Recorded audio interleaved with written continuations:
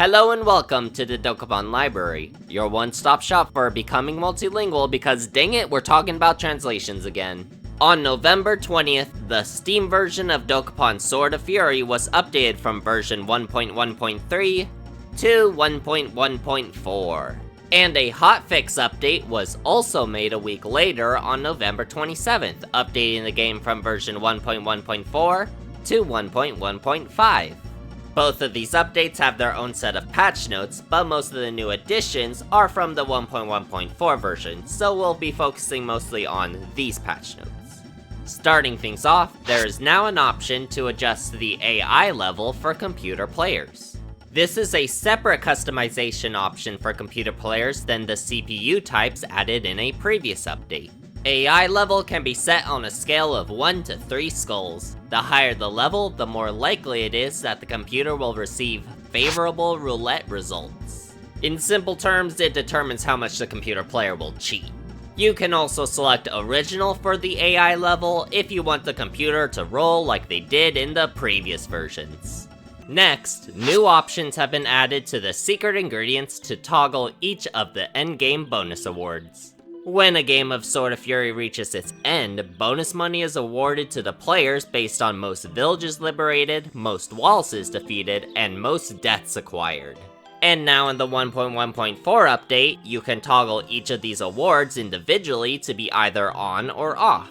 This was a heavily requested feature specifically because of the death count award, not necessarily because of its existence, but because of how it was calculated. In the remaster, it's calculated by number of weeks times number of deaths times 5,000. This calculation means that a valid strategy would be to die as many times as possible, since that would keep increasing the endgame bonus. And other players didn't like this strategy because it was very boring to play against. But now, thankfully, players that want to keep their Dokapon games actually engaging can turn this endgame bonus off. The game has also added additional language support for Korean.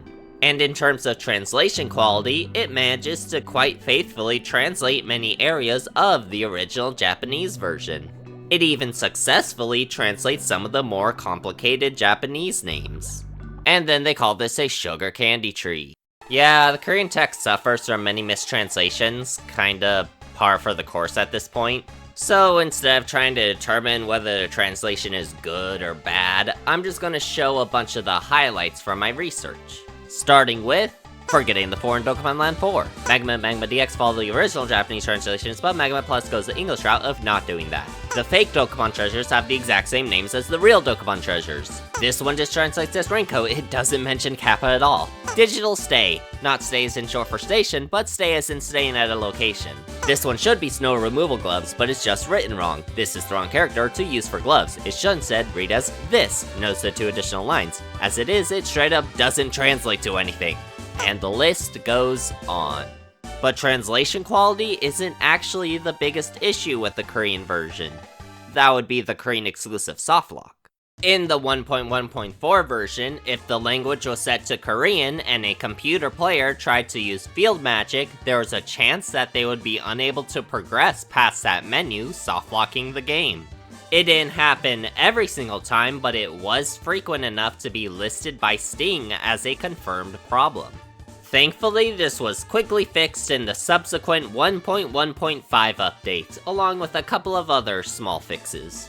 But last for the 1.1.4 version is that a few bug fixes were made. One in the online mode where the game could get stuck when a computer player is trying to discard an item. Another when a resumed online game would not proceed if the first turn player was absent.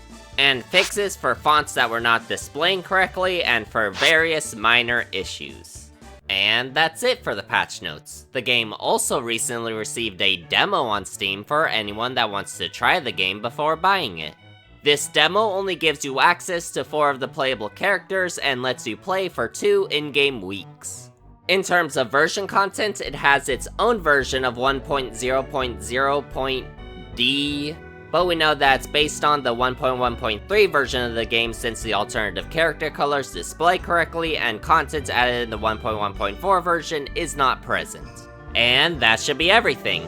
Oh wait, there's still the Switch version. On December 11th, the Switch version was updated from version 1.1.1 to 1.1.2. And with this update, the Switch version is now completely up to date with the 1.1.4 Steam version of the game. The Switch version was also recently made available to purchase from the Thailand Nintendo eShop. This one is interesting because Dokapon has quite a big following in Thailand.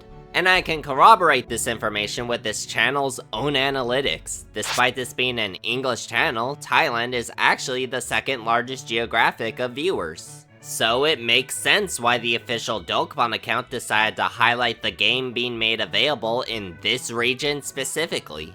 Okay, now that should be everything.